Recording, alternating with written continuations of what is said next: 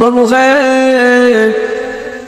আবার সঙ্গে সকালে বের হইলে সন্ধ্যার আগে বাড়িতে না এলে আমি অস্থির হয়ে দিতাম। ঈদের সময় বাড়িতে না গেলে সকলের ঈদ হইল, মার ঈদ হইত না। চোলার কাছে কারো বসে পড়ে কানলেন, জিজ্ঞাসা করলেন কেন গো কানলেন? মা জবাব দিত আমার ছেলে আমার বাড়িতে আসে নাই, এই জন্য আবার কোনো ঈদ নাই। মা কানলে আল্লাহ আমার ছেলে 1 বছর পরে আমার কবরে মার দাঁড়াইল। ছেলেও কানলে বাবু ও মা, অনেক ছেলে এমন আছে মা বাপ থাকতে গরিব ছিল, খাবার দিতে পারে নাই, এখন ধনী হয়েছে, মা কবরে আব্বা কবরে, ছেলে কোটি কোটি টাকার মালিক, মার কবর পার ধরে টানলেন। মা গো নিজে খাও নাই, সন্তানের মুখে খাবার তুলে দিয়েছ, আজকে তোমার সন্তানের কোটি কোটি টাকা আছে, তুমি তো কবরে ঘুমায় আছো, আব্বা কবরে ঘুমায় আছেন। এই রকম ছেলে চোখের পানি ছেড়ে দিয়া কানলেন। মা বাবার রূপ কানলে দুই কান্না দেখে আল্লাহর রহমতের সাগরে দোষ উঠা যায়। তখন আল্লাহ ডাক দিয়ে বলেন ফেরেশতারা তোমরা সাক্ষী থাকো উভয়ের অর্থাৎ দুনো দলের কবর জিয়ারতে করেছে এবং যাকে কবর রাখা হয়েছে দুনো জনের জিন্দেগির গুনাহ আমি আল্লাহ মাফ করে দিলাম। এই জন্য কবি বলেন যেদিন তুমি এসেছিলে ববে সেদিন ছিলে একা, তুমি হেসেছিল সবে, এমন জীবন করকে গঠন, মরণে হাসিবে তুমি কাঁদিবে ভুবন। সময় থাকতে ভুলিলাও একদিন তুমি এই পৃথিবীতে থাকবে না, চলে যাবে।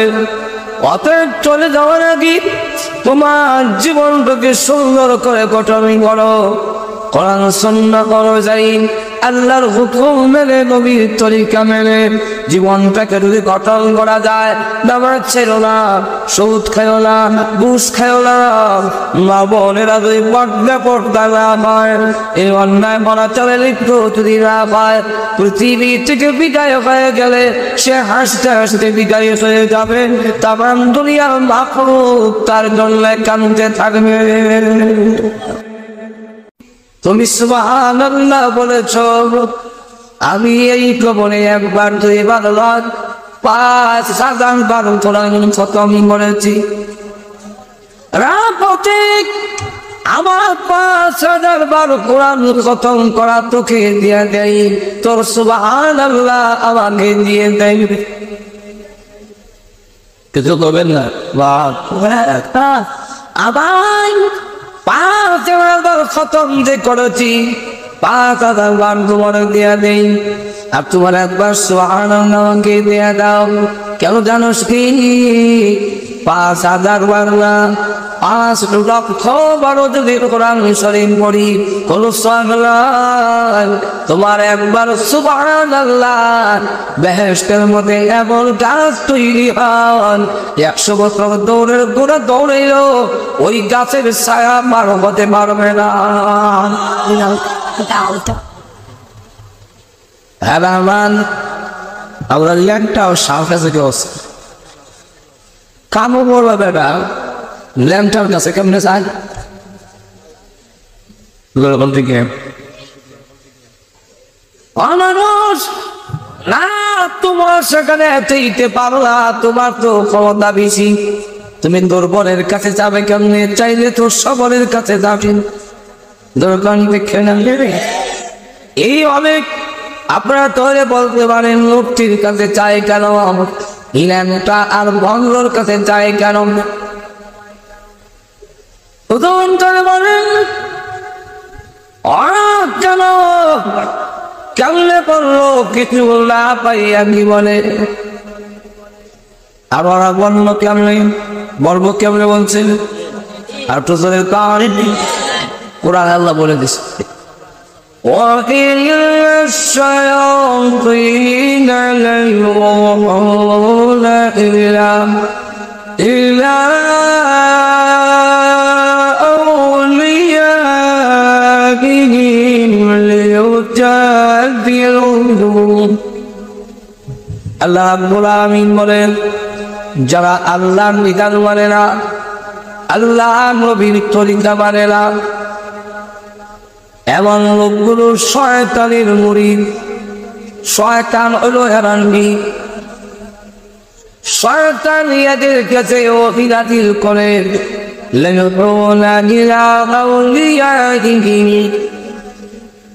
শয়তান তার বন্ধুদের কাছে অভিনাতিল করে কেন করে আমাদের মধ্যে বিবাদ সৃষ্টি করার জন্য কানে কানে যখন বলে দেয় বাইগন দিয়ে পেয়েছে আমি দেখছি আমারে দেখছে না তুই বয়ে দেখ খালি গায়ে যে ছিল তার মিটের মধ্যে মেয়ে গেছে আমি দেখছি আমারে দেখছে না তুমি কয়ে দাও তোমার মাধ্যমে বয়েলে তোমার কেরামতি জাহির হবে লোকেরা তোমার মুরিদ হইলে আমারই মুরিদ হয়ে যাবে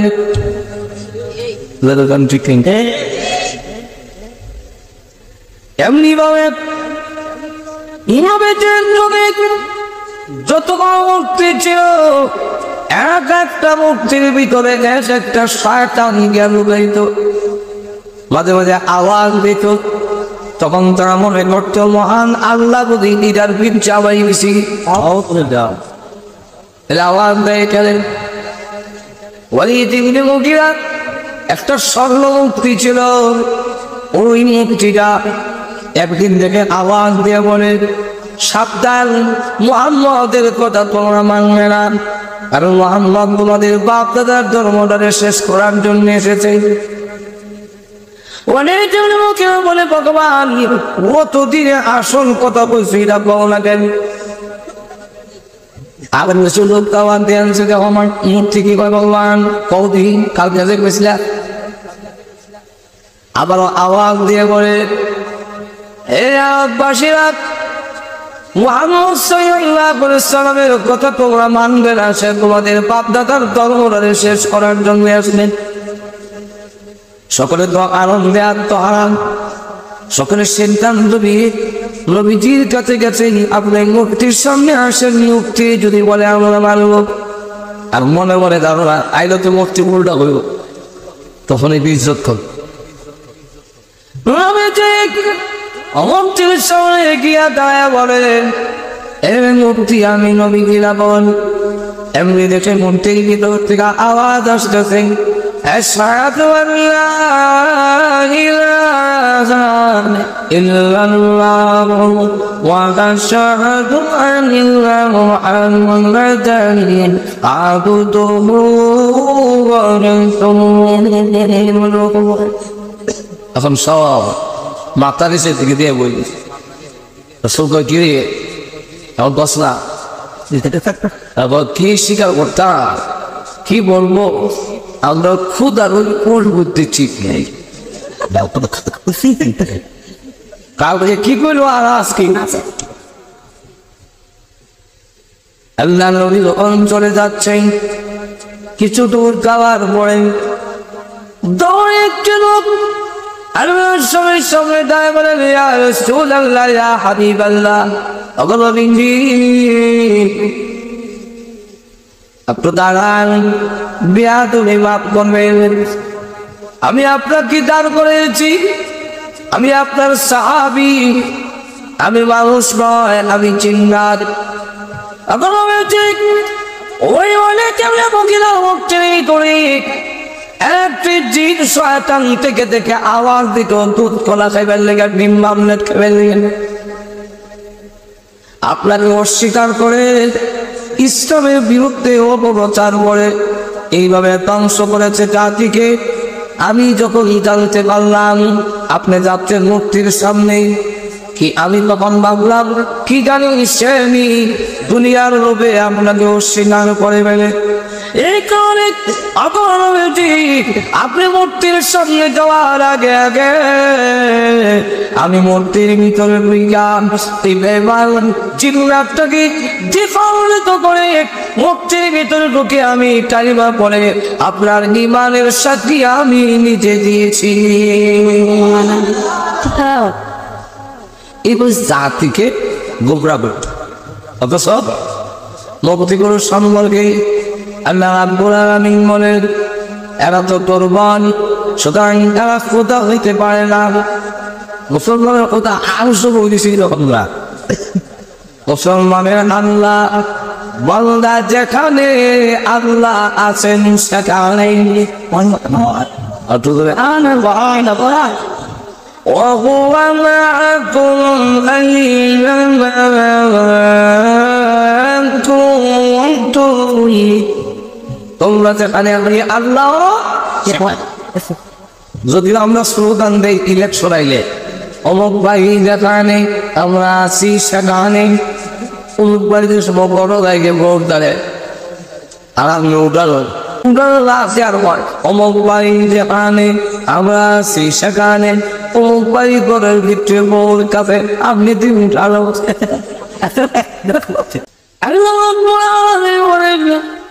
পৃথিবীর মানুষের তোমরা যেখানে আমি আল্লাহ আছি সেখানে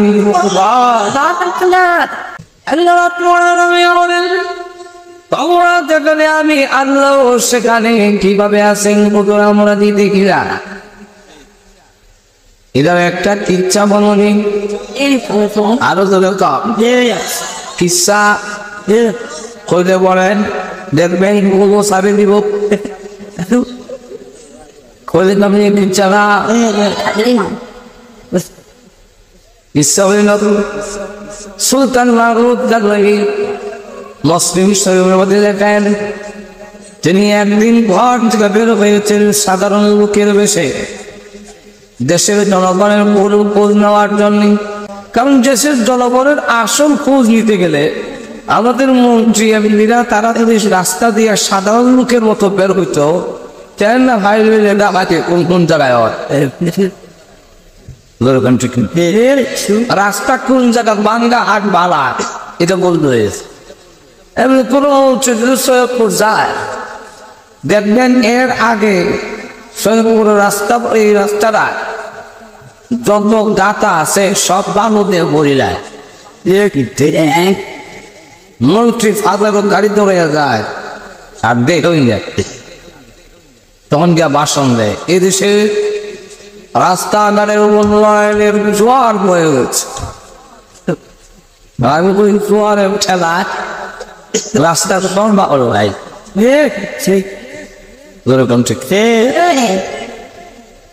সাধারণ বেশি আয়া দেখো কে কোন অবস্থায় আছে মঞ্চে ওইয়াই সুরতে আইলেন এটা আগেই তার দলের কেন সরকারি কর্মকর্তারা সব ঠিকঠাক কইয়া রাস্তারে পারিস কইয়া এরপরে সব একবারে রহমতের ব্যবস্থা হয়ে গেছে। সুলতান মাহমুদ গাজনবী জনগণের খোঁজ নেওয়ার জন্য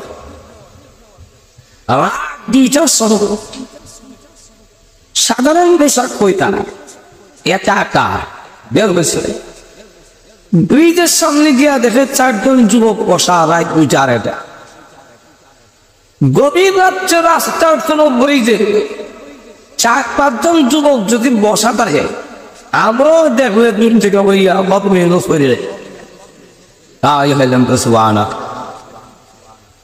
এই যুবকরা এত রাত রাস্তায় দেয় ওর কি করবো না দেখাতে করবো আর না হয় টিপটিসি করবো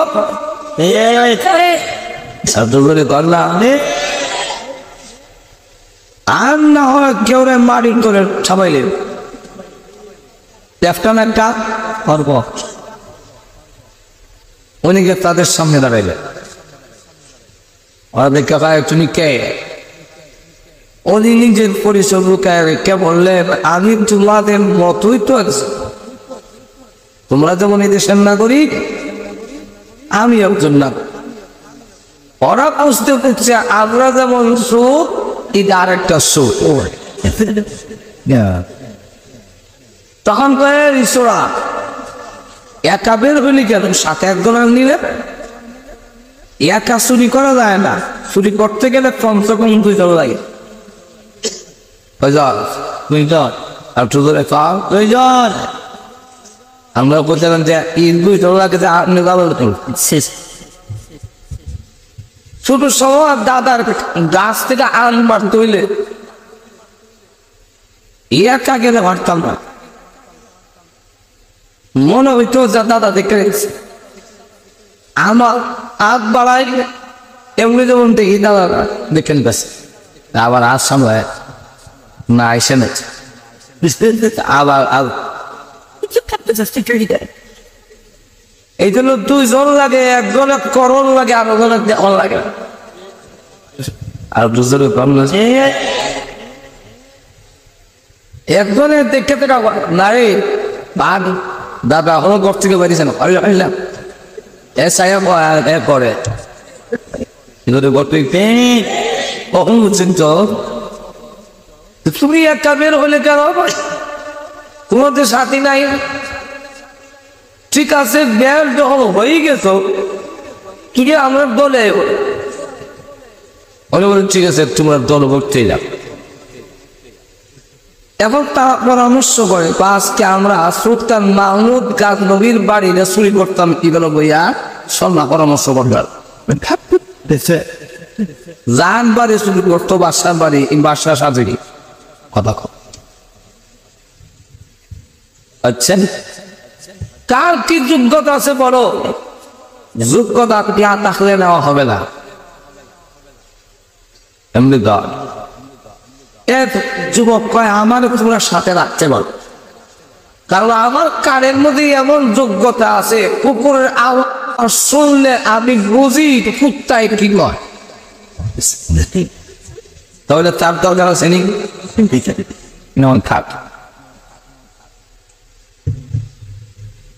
আরেক যুবক বলে আমাকে নিতে পারো, তোমার কি যোগ্যতা, আমার চোখের মধ্যে এমন পাওয়ার জীবনে একবার যদি কেউ দেখে পেলি সারা জীবনই হেরেছিলে,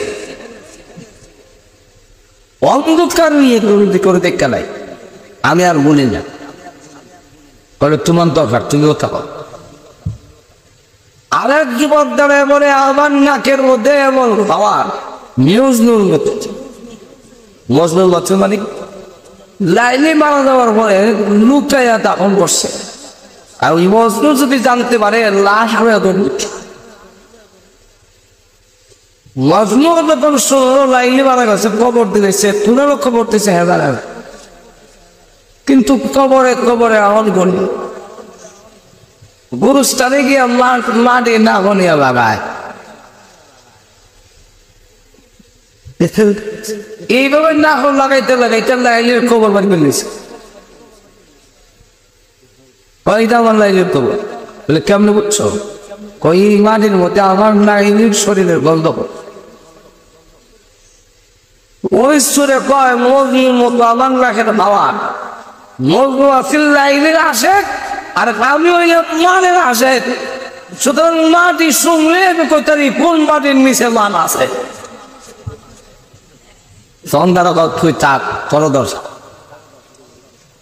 আরেক যুবক দ্বারা আমাকে নিতে পারো, তোমার কি যোগ্যতা, আমার হাতের মধ্যে আল্লাহ এমন যোগ্যতা দিয়েছেন বন্ধ গেটে তালায় লাগাইতে দিলে হয় খুলতে দিলে হয় সাবির কামড়, তুইও থাক। এবার সুলতান মাহমুদ গাজনবীকে জিজ্ঞাসা লাগে কে সুরা কোনো ক্ষমতা নাই, না থাকলে নিতাম না, উনি বলেন আছে, তোমাদের কারো কানে কারো চোখে কারো নাকে কারো হাতে আর আমার দাঁড়িয়েছে, তোমার দাঁড়িয়েছে কি ক্ষমতা,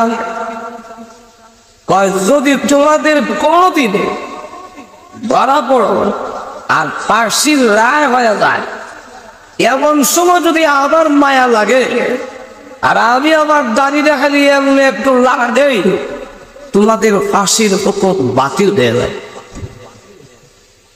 এমনি সকলে ডাক দেখার মার আবার ঠিক আছে বলছে তুটি সুরের মতো উঠুক সন্ধ্যা আছে। রাজার বাড়ির সামনে গেছে, ওরা রাজার বাড়ির তারা গাও গাও করেছে। আমি তো টিহিরা বলছিল কুকুরের আওয়াজ দিতেছে, ও কুকুর কি কর? ও বুঝি তো ঠিক হইল, হিন বুঝতেছে ওরে বাড়াইছে। কুকুর বলতেছে চিন্তার কোন কারণ নাই, বাড়ির মালিক তোমরা সাথে আছে। বাড়ির মালিক কে? সম্রাট। আর এখানে যারা আছে সম্রাট রাসূল, এরা এদিক সেদিক তাকায় আরে সম্রাট তোলাই গেল, তোর কানে গুল শুনছে, বাদ দেবে না, উল্টা পাল্টা বাদ দেবে না তোর কানে। এই তোর দিকে লাই হাত দেখে দেখি বলেনি হাত স্পর্শ করছে পরে গেট খুলেছে। এখন বাড়ির ভিতর ঢুকিয়ে লাখ তুই লাখ দেবার করে দেবার করিস, লাখ দিয়ে শুয়ে মাও বাড়ি করে দিছে। এখন কাকটি বইটা বাংলি আদা, যিনি বাড়ির মালিক উনি সাথে আসেনি, দেখতেছেনি।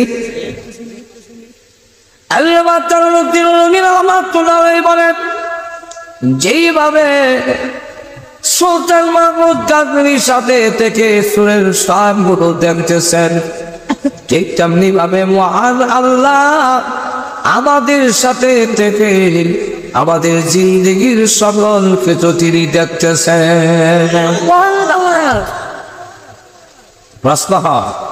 আল্লাহ নিষেধ করে না গেল, এই দেখা করে খাইছি না রমজান মাস,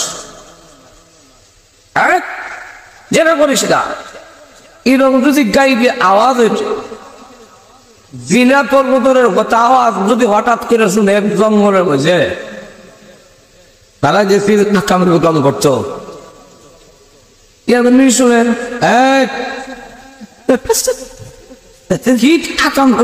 জুতা আলাই উঠতে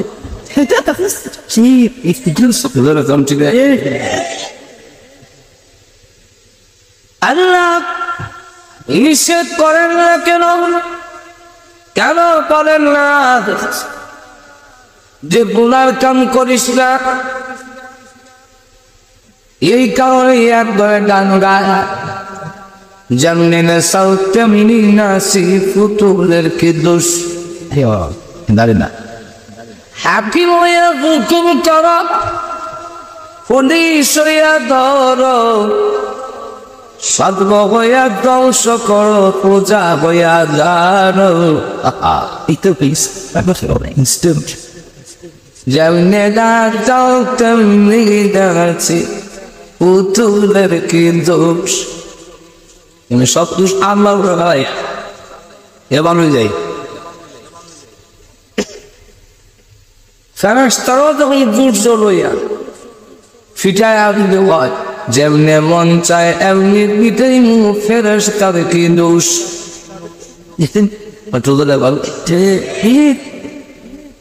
একবার বলে কামা করে তেল লইয়া যায় গেছেন, গিয়া তেল তোমার, গরু তোমার, আগেও তোমার, নেই গেল বিসমিল্লাহ। বাদশা হয় কি রে তেল কই যায়? ও চুরি হয়ে যায়। কে চুরি করে দেখি তো করছে কি? একদম গোয়েন্দা গিয়া দেখে এক লোক কাবা করে সামনে দাঁড়ায়, এখন গরু তোমার, তেল তোমার, আমিও তোমার, এই গা বিসমিল্লাহ। বাদশা তখন কয় একটা ডান্ডা লইয়া তুই কারো না খালিয়া করবে কিতা করবো? তেল তোমার, গরু তোমার, আমিও তোমার, ডান্ডাও তোমার, মানে গরু আল্লাহ, আমিও আল্লাহ, তেল আল্লাহর, ডান্ডাও আল্লাহর, সাইদাও ঠিক না? এই কথাই যদি বলো পুকুরি কথা, যেমনি নাচাও তেমনি নাচি বোতলের কি দোষ। এর কোনো দোষই নাই, গাঙ্গা। আল্লাহ নিষেধ করেন না কেন? না করার কারণ হলো সুলতান মাহমুদ গাজনবীর কথাটা বললেই আল্লাহর ব্যাপারটা বলে। সুলতান মাহমুদ গাজনবী নিষেধ করে না কেন? এই চুরি করিস না, আল্লাহ সান, তখন একটু তারা জুতা মোজা করে একটু ধর দিব। নিষেধ না করার কারণ হলো সাধারণ লোকের বাড়িতে চোর ঢুকলে চিৎকার দিতে হয়, কিন্তু সম্রাট তো সাধারণ লোক না। তিনি বলেন আমি এখন শুধু দেখে রাখতেছি কার ছেলে কার নাতি, চলে যাও, কোনো অসুবিধা নাই। আগামীকাল কমান্ড হামলা চালাইয়া সব তীরে দড়াইয়া আনবার ক্ষমতা আমার হাতে আছে। এই কারণে এখন নিষেধ করার দরকার নাই। ঠিক তেমনি হবে আল্লাহ বলেন তুমি ডালের বড়া খাইও না, এই কথা আমার এখন কম দরকার নাই। এই জিনা করিস না, এই কথা আবার এখন কম দরকার নাই। মৃত্যুর পরে সব চিন্তা করিয়া কিয়ামতের মাঠে আমি আল্লাহর সামনে তোমাদেরকে হাজির করানোর ক্ষমতা দেখে তো আমার আছে। এমন জিজ্ঞাসা করার কোনো, এমন বাধা দেওয়ার কোনো দরকার। যাক, সব সুবরা রাস্তার থেকে সরে গেছে, মাল চামাল হয়ে গেছে। কি চোর ডাকাইতের নিয়ম হইল তারা আগেরই কথা থাকে, অপারেশন যখন শেষ হইল, চুরি যখন শেষ হয়ে যাবে, যে যে দিকটা পারো দৌড় দিবা। এই ছবিদের কই তৈরি কই এটা কোনো দরকার নাই, করতে গেলে ধরা করবা কোন ঠিক যে দিক দিয়ে দেওয়া বাবা ঠিক নেই, ঠিক আপনারা তো করছেন কর্তৃকা দরকার ঠিক যে। হ্যাঁ আমি জানি বলে আপনার করেছেন না, মাঝে মাঝে এদের হাতে ধরা ওরে, মাঝে মাঝে রাস্তার মধ্যে গাছ ফলাইয়া ডাকাতে হইয়া পরে দেখি যে যে দিকটা হয়ে যায়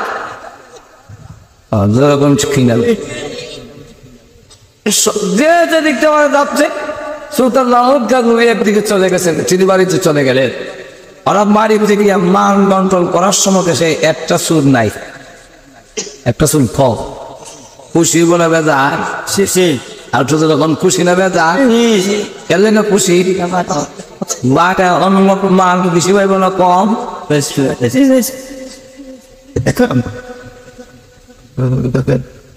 চুল খুশি সুরের ও খুশি সুরের সত্য গোষ্ঠী খুশি কুচি কুড়ি দেখা মারি গেছে। যেই ডাক্তার খালি ঘুমাইতে গেছে আপনি বিশেষ বাহিনী ঘেরাও করে এসে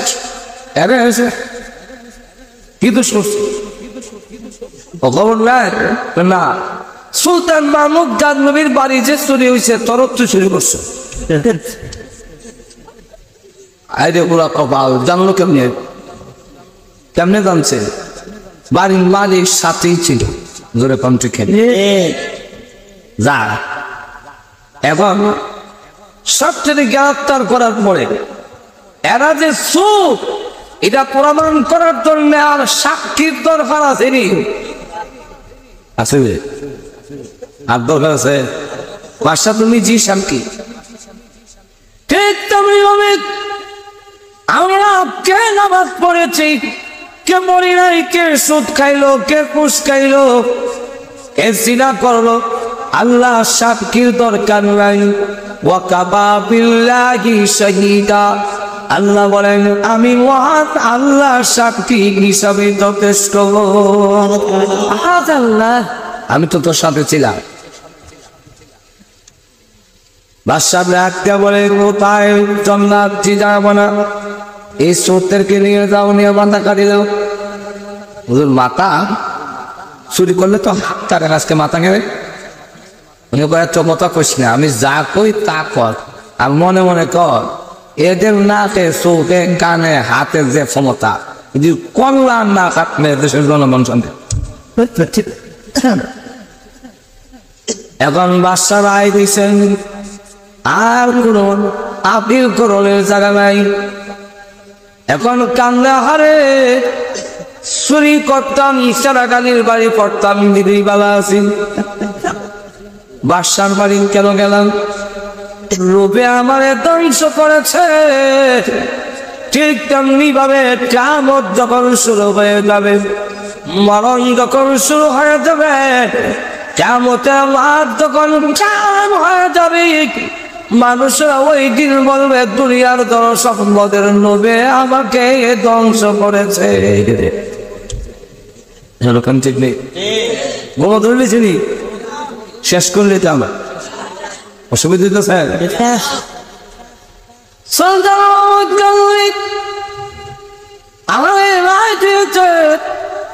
এখন আমাদের রক্ষা নাই, আমার জীবনে কোনোদিন বউ দেখা হবে না, আর কোনোদিন ছেলে মেয়ের মুখ দেখবো না, এখন তো বাসি হয়ে যাবে। এই অবস্থা কেন হইল? সাধারণ লোকের বাড়ি যদি চুরি করতাম, বইরা জেল দিলে কয়েকবার জেল একটা বার বাড়িতাম, কিন্তু বাদশার বাড়ি কেন গেলাম? লোভে আমাদের ধ্বংস করেছে। ঠিক তেমনি ভাবে মরণ যখন গনে আসবে, কিয়ামতের মাঠ যখন কায়েম হবে, ওই দিন বলবেন দুনিয়ার জনসম্পদের লোভে আমাকেও ধ্বংস করে। এখন সব সুররা কাঁদলে, কিন্তু একটা সুর আছে, একটা সুরে আছে আসে বাদশার দিকে চাইও আসবা।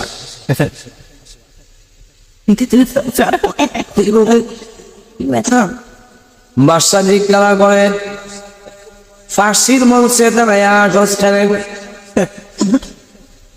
কারণ লাগিয়েছে, হ্যাঁ বিশ্বাস হবে?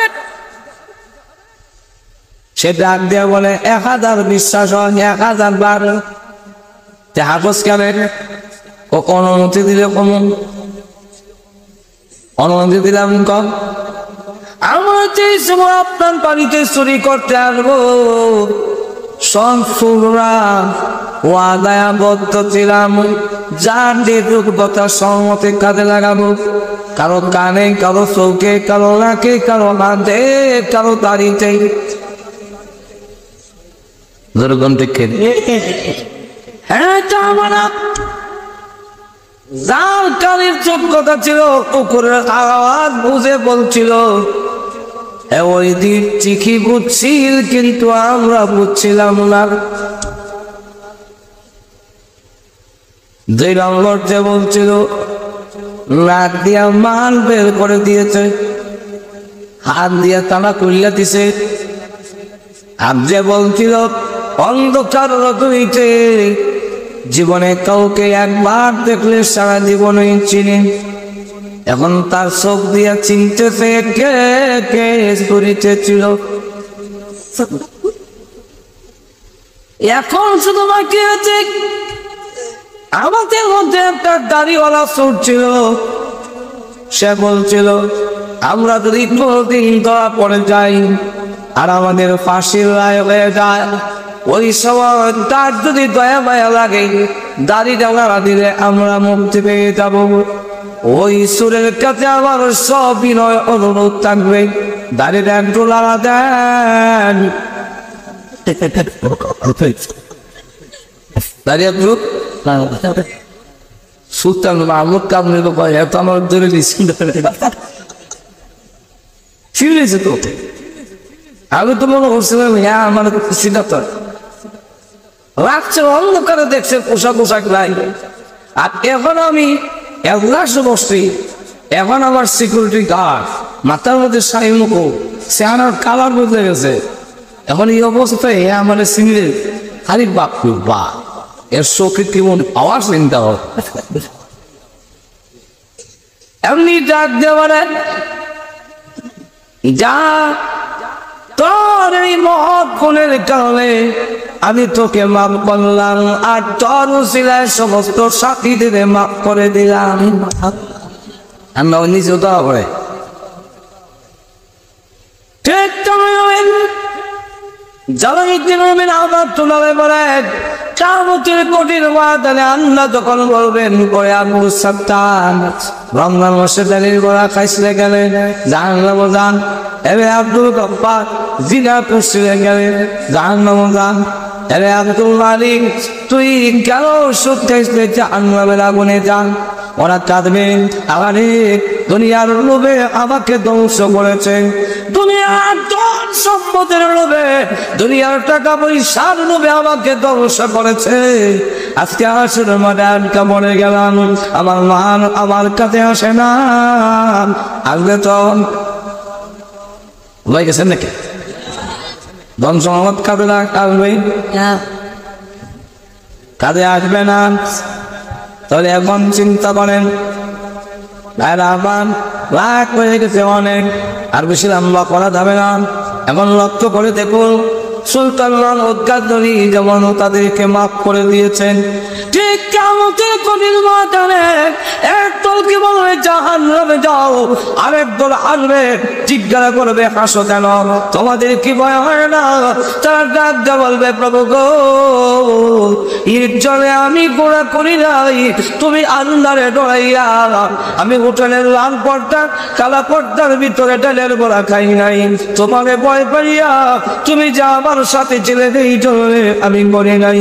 পানির নিচে ডুব দিয়া কেউ নাই গো, কিন্তু পানি পান করে নাই তোমারে ডরাইয়া। আল্লাহ আমি কিন্তু বদরের নামাজের সময় ঘুমায়া থাকি নাই তোমারে ডরাইয়া, তোমার কারণে আমি গোড়ার কাজ করতে পারিনি, তোমাকে আজকে ছেড়ে ফেলেছি। পৃথিবীর শ্রেষ্ঠ স্থান মসজিদে গিয়া বসলো, এমন সময় হাজির হয়েছে আল্লাহর রহমত এমন ভাবে বরন্ত হয় যে সময় শয়তান আকাশের দিকে দৌড়ায়। আল্লাহ আমি শয়তান, আমি জানি আমি শয়তানের রাজিম, মিনাশ শয়তানির রাজিম, আমি বিতাড়িত শয়তান, আমি পাবো না, কিন্তু আমিও আশা ছাড়ি না তোমার রহমতে বড় মনে হয় আমি শয়তানও একটা বার ফাইলিতাম পারি। এই জন্য শয়তানও বলে আজাদিল কুয়াদ, শয়তানের আরেকবার আছে আজাজি, আজাদিল কুয়াদ নসিবে বুড়াম। শয়তানেও কয় আমারও একটা অংশ দিলেই তো বলে আল্লাহ বেবয়ান, কিন্তু তারা দেয় না। আকাশের দিকে তোরা ওই নতুন রহমতের সময়, এখন যে সময়, এই সময় যদি কোনো বান্দা বান্দি অনিচ্ছা সত্ত্বেও আল্লাহ বলে উচ্চারণ করে, সেই শব্দটাও মহান আল্লাহর দরবারে ডাইরেক্ট গিয়ে পৌঁছে যায়, আর কোনো বাধা দেয় বুঝে নিচ্ছে স্যার। নাকে শ্বাস ফলাইলেও শোনা যায়, বাদ থেকে শোনা ডাইরেক্ট জায়গা নিরক্ত সহ। ঠিক তেমনি হবে এই নতুন আমাদের সভা, কোন মানুষ যদি আল্লাহ বলে ডাক দেন, তামাম দুনিয়া ঘুমায় আছে, আল্লাহর গুনাহগার বান্দা ঘুমায় না, চোখের পানি ছেড়ে দিয়া টানলে তার ডাক ডাইরেক্ট মহান আল্লাহর দরবারে পৌঁছে যায়। নতুন রহমতের সবার মসজিদের খোলাই গিয়ে বসে কাঁদিয়ে প্রভু গো, ও মুসলমানের খোদা, আমার মেয়ের পেটের ব্যথা ভালো হয় না, ডাক্তার কবিরাজ দেখেছি, ট্যাবলেট ক্যাপসুল খাওয়াইছি, কাম হয় না। ও মুসলমানের খোদা, আমার খোদা খোদা কিচ্ছুই নাই, অতএব তোমার দরবারে হাজির হয়েছি, তুমি মুসলমানের খোদা, তুমি সর্বশক্তিমান, শুনেছি আমার মেয়ের পেটের ব্যথা ভালো করে দাও। আর না হয় মনে করো আমার ভগবানের খোদার তেমন কোনো ক্ষমতা নাই, তুমি মুসলমানের খোদার কোনো ক্ষমতা নাই। যেই বান্ধব এইভাবে কাঁদতেছে, এমনি শুনে গাইবি একটা আওয়াজ কানের মধ্যে আসতেছে, কান্দিস চলে আল্লাহর খোদা, আর বলতে হবে না তো দরখাস্ত মঞ্জুর হয়ে গেছে, বাড়িতে যা, গিয়ে দেখ চিরদিনের জন্য তোর মেয়ের পেটের ব্যথা ভালো হয়ে গেছে।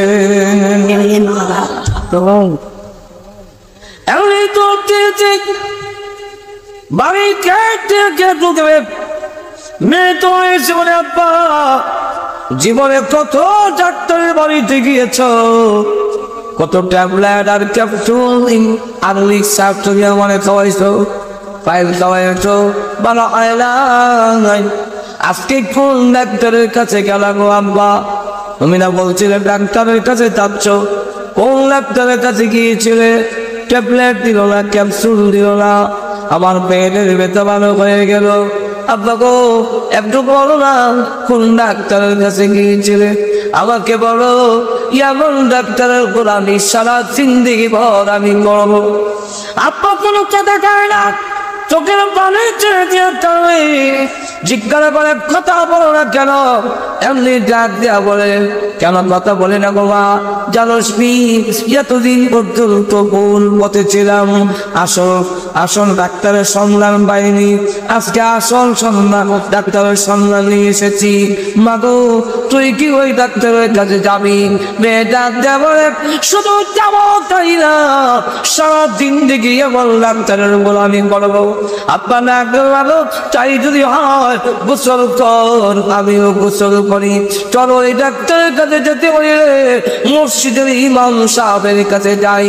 ইমাম সাহেবের কাছে এসে বলে, হুজুর আমাদের কালিমা পড়ান, আমরা এখন বেরিয়ে গেছি, বুঝতে পেরেছি আল্লাহ ছাড়া আর কোনো মাবুদ নাই। দাদা এই নজরুলের রহমতের সময়, যে সময় আল্লাহ তোমার আপনারা বসে আছেন আল্লাহ দিনের আলোচনা শোনার জন্য, আল্লাহ এবং তার রাসূলের ভালোবাসা নিয়ে যেরকম ঠিক হয়তো আজকের এই বসাটাই আমাদের নাজাতের জন্য উসিলা হয়ে যাবে। আর দুজনে আল্লাহ এই অবস্থা দেখে কুদরতি ক্যামেরা দিয়ে ছবি উঠাইতেছে, হাসরের মাঠে ছবি দেখানো হবে, কিয়ামতের মাঠে আপনি আমার ছবি যখন দেখানো হবে হাসরের মাঠে, ওই দিন দেখবেন লামিরে বসা। আল্লাহ জিজ্ঞাসা করেন ফেরেশতাদেরকে, এত গভীর রাত্রে এরা বসানো হইল কেন? এদের কি বাড়ি ঘর নাই? আল্লাহ আছে। এরা কি আর ঘুম নাই? বলে আছে। ঘুম আরাম করলো কেন? কেন এই জায়গায় বসে আছে? তাদের বিছনা কেনাই না আছে কেন? আল্লাহ আপনাকে পাওয়ার জন্য, জান্নাত পাওয়ার জন্য, জাহান্নাম থেকে মুক্তি পাওয়ার জন্য। আল্লাহ জিজ্ঞাসা করেন ফেরেশতারা, বলো ওরা কি কোনদিন আমি আল্লাহকে দেখেছে? না দেখা নাই। জান্নাত জাহান্নাম দেখছি? না দেখা নাই। যদি দেখতো তাহলে কেমন অবস্থা হইতো? ফেরেশতারা বাবা এবার পানি করছে যদি পাহাড় করে চলে যাইত। আল্লাহ ডাকতে বলেন মুর্শিদ হুকুম আল্লি সাদকা বাতুর এবং ওরে ফেরেশতারা তোমরা সাক্ষী থাকো, আমি আল্লাহ তাদের জিন্দেগির গুনাহ মাফ করে দিয়েছি। রাবা আজকের কথা খবর নাজাত ছিল ওই যেতে। আসলে আমি যে আয়াতটা পড়ছিলাম এই আয়াত না বললেন তো হয় না। আগে তো পরিবেশ তৈরি কোনো লাগে, ঠিক না? খাইতে গেলে আগে খাওয়ানোর একটা পরিবেশ তৈরি করতে হয়। এবার আমাকে মধ্যে কিছু লবণ দিতে হয়, জিপাত পানি তো গলানো ভিজলে হইতো।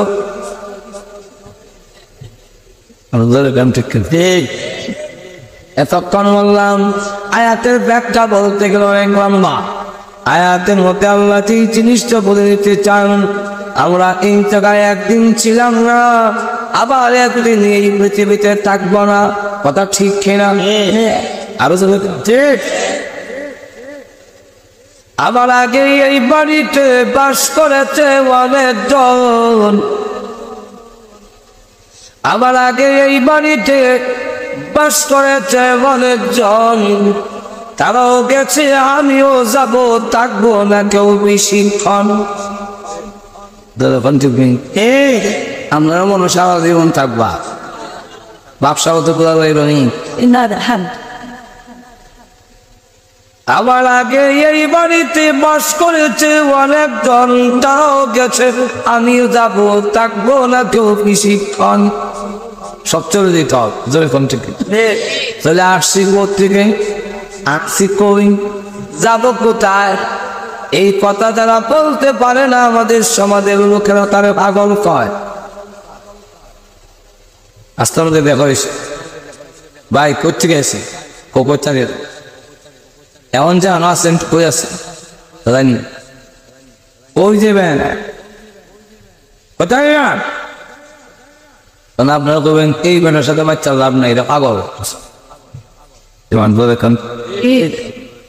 আমরা করতে গাইলাম আসি কই যাবো কোথায়, এই কথা দ্বারা ভুলে গেছি বলতে পারি না।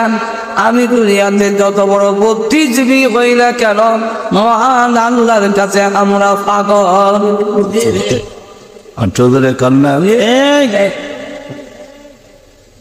কোথেকে আসলাম, কোথায় আছি, যাবো